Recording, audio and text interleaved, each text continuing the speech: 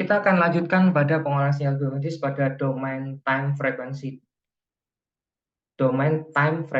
domain atau domain waktu frekuensi. Sebelum kita menginjak ke time frekuensi domain, kita harus paham terkait dengan beberapa sifat sinyal. Yang pertama tentang stationarity of sinyal. Jadi kalau kita lihat, sinyal stasioner adalah sinyal dengan konten frekuensi yang tidak berubah terhadap waktu. Semua komponen frekuensi itu eksis pada semua waktu. Sementara ada sinyal yang namanya sinyal non stasioner yang konten frekuensinya berubah terhadap waktu. Contohnya chirp sinyal. Chirp sinyal adalah sinyal yang frekuensinya kita gambarkan, dia dari frekuensi tinggi berubah menjadi frekuensi rendah. Maaf, ini magnitudenya mestinya tetap ya. Jadi sehingga komponen frekuensinya berubah seiring waktu. Nah, untuk melihat chip sinyal itu berikut ini saya berikan contoh ini ya, contoh sinyal stasioner. Kalau sinyal stasioner contohnya seperti ini, ada sinyal yang terdiri dari 3 komponen frekuensi, 2 Hz, 10 Hz, dan 20 Hz. Kalau ini dijumlahkan maka bentuknya akan seperti ini. Jadi ada sinyal 10 Hz dimodulasi di 10 di 20 di 10, kemudian nah ini selubungnya adalah 2 Hz. Nah, kalau kita lihat di frekuensi domain maka akan muncul 3 ini 2 Hz, ini 10, yang ini 20. Nah, sementara kalau kita punya sinyal stasioner yang terdiri dari 3 frekuensi, 2 Hz, 10, dan 20. Nah, misalkan ini hurufnya salah, misalnya dari 20, 10 ke... Jadi ini frekuensi tinggi dulu, 20 Hz, sampai di sini, kemudian ini 20 ya, ini 10, ini 2. Nah, kalau kita lihat magnitudenya, di frekuensi domainnya ini 2, ini 10, ini 20. Nah, ketiganya, kalau bentuknya ini terjadi karena tidak semut yang di atas, ini terjadi karena adanya proses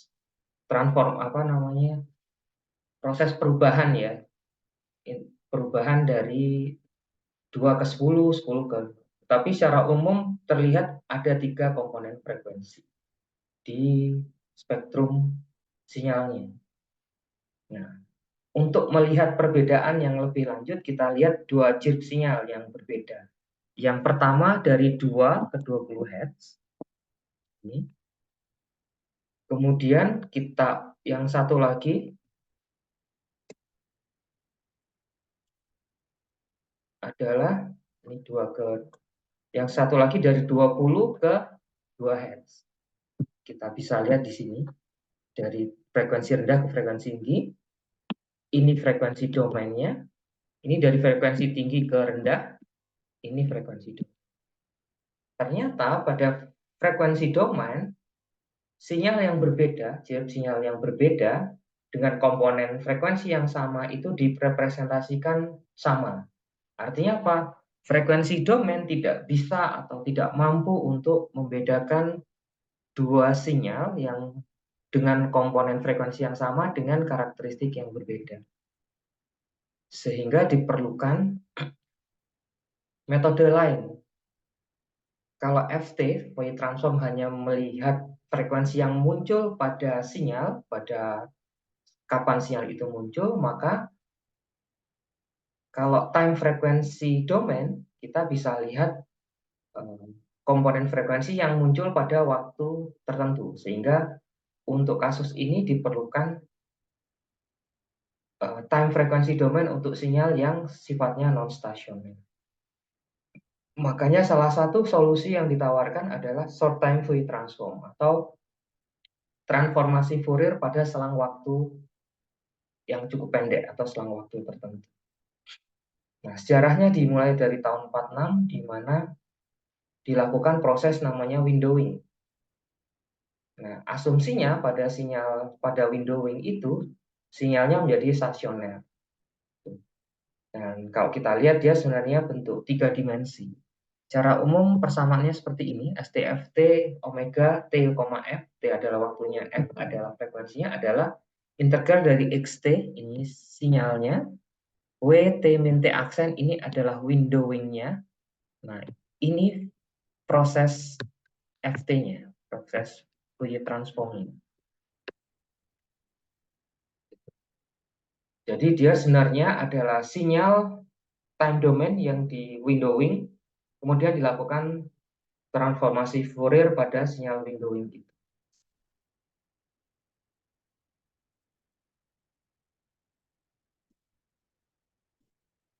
Nah, ini kalau kita lihat ilustrasinya seperti ini. Ini sinyalnya, kemudian kita windowing, kemudian hasil windowingnya kita lakukan transformasi Fourier, kemudian kita plot di sini. Nah, ini waktunya, ini hasil, nah ini kira-kira ke sini. Kalau kita buat lagi, ini akan ke sini. Ini T kan, ini T, ini waktunya. Ini Windows 1, Windows 2, Windows 3, Windows 4. Nah, ini hasil transformasi Fourier. TF-nya ini secara sederhana seperti itu. Nah, sekalipun si STFT ini memiliki kelebihan dalam arti dia bisa memberikan informasi terhadap apa namanya, terhadap frekuensi pada waktu tertentu, tapi dia ada beberapa kelemahan. Pertama adalah window-nya ini tidak bisa diubah-ubah, jadi harus tetap, karena di persamaannya seperti ini ya. Ini T dan T aksennya konstan. Kemudian masalah di resolusi. Kalau window-nya apa namanya sempit, maka resolusi frekuensinya akan rendah. Sementara kalau window-nya apa lebar, maka resolusi waktunya akan rendah. Jadi kalau kita lihat seperti ini sinyalnya. Kalau ini sempit, ini time. Ini frekuensinya akan relatif lebih apa? Waktunya pendek, tapi ini frekuensinya lebih rendah. Apa namanya? Lebih rendah resolusi pada frekuensi domainnya. Tapi kalau window-nya lebar, misalkan window-nya seperti ini, semakin window-nya lebar kan artinya apa? Resolusi waktunya menjadi lebih rendah, tetapi resolusi frekuensinya akan lebih tinggi. Harus dicari. Nah, beberapa cara yang dilakukan orang membuat windowing yang overlap. Jadi ini Windows 1, ini Windows 1, ini Windows 2, kemudian ini Windows 3, gitu saling overlap. Bisa dilakukan seperti itu. Kemudian ada yang namanya Heisenberg Uncertainty Principle. Jadi karena T itu sebenarnya T yang ada di time frequency domain itu adalah delta T, maka kita tidak bisa tentukan waktu persisnya frekuensi itu terjadi. Tapi yang pasti frekuensi itu terjadi pada selang delta T tertentu.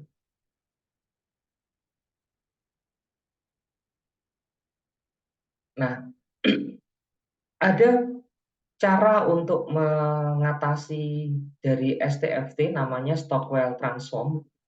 Stockwell transform ada kasus khusus dari STFT di mana GT-nya atau apa namanya window-nya itu adalah fungsi Gaussian. Sehingga kalau kita buat persamaannya akan menjadi seperti ini.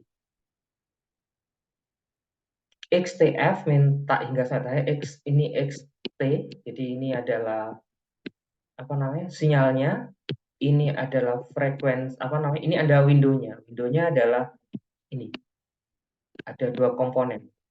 Kemudian ini transformasi Fourier-nya. Atau apa namanya, secara umum equation-nya seperti ini. XTF sama dengan XT GT min tau F, P, E pangkat min. Ini Fourier-nya. Sehingga apa? Ukuran window-nya itu tergantung dari frekuensi.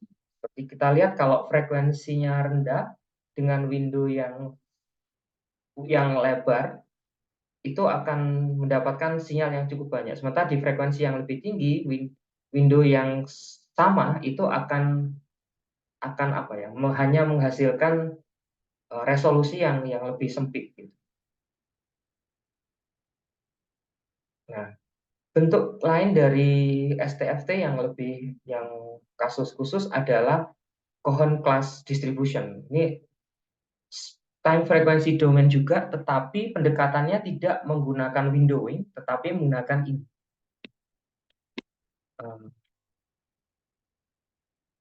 Ini adalah konvolusi, bukan konvolusi, ini korelasi ya, korelasi antara dua sinyal. Sehingga apa? Sehingga yang kita dapatkan, ini sinyal yang dikorelasi, kemudian ini adalah 2D filter, GVF ini. Nah, kemudian ini adalah Fourier-nya. Jadi filter, ini filternya ditransformasi ke frekuensi juga. Sinyal satu time domain dikorelasi, dikalikan dengan 2D filter, kemudian dilakukan proses transformasi Fourier. Nah, GVF adalah masalah yang muncul di Cohen class distribution adalah cross product. Artinya frekuensi yang tidak ada di sinyal aslinya tetapi muncul karena proses cross korelasi. Nah, bentuk khusus dari Cohen class distribution adalah Wigner-Villey distribution atau WVD, di mana GVF-nya sama dengan 1. Kelemahannya adalah cross product, jadi munculnya frekuensi liar, frekuensi yang sebenarnya tidak ada pada time domain-nya. Beberapa jenis Cohen class distribution yang lain, misalkan Zhao Atlas Map, Choi William, Rihasek, dan lain sebagainya. Jadi kebaruannya, perbedaannya adalah di ininya, di filter dua dimensinya.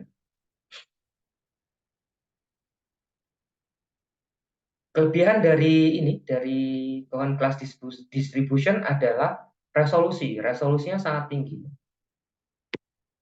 Resolusi tinggi sekali karena apa? Jika kita punya n sinyal, maka kita akan dapatkan n kali n. Sebagai contoh, kalau kita punya sinyal panjangnya 1000 sampel, maka kita akan dapatkan 1000 kali 1000 time frequency domain. Sementara kalau kita punya STFT, maka ukurannya hanya akan dibagi dari panjang sampelnya, jadi panjang windownya. Jadi misalkan kita punya 1000, kemudian kita punya window-nya 100, maka kita tanpa overlap, maka kita akan punya time domain-nya di 10. 10 dikalikan resolusi dari frekuensi domainnya. Ini beberapa contoh penelitian sebelumnya yang menggunakan STFT, short time Fourier transform. Kita bisa lakukan untuk seizure pada EEG, kemudian bisa untuk suara jantung atau suara paru. Itu dulu untuk materi kita di time frequency domain. Kita akan lanjutkan berikutnya di wavelet domain.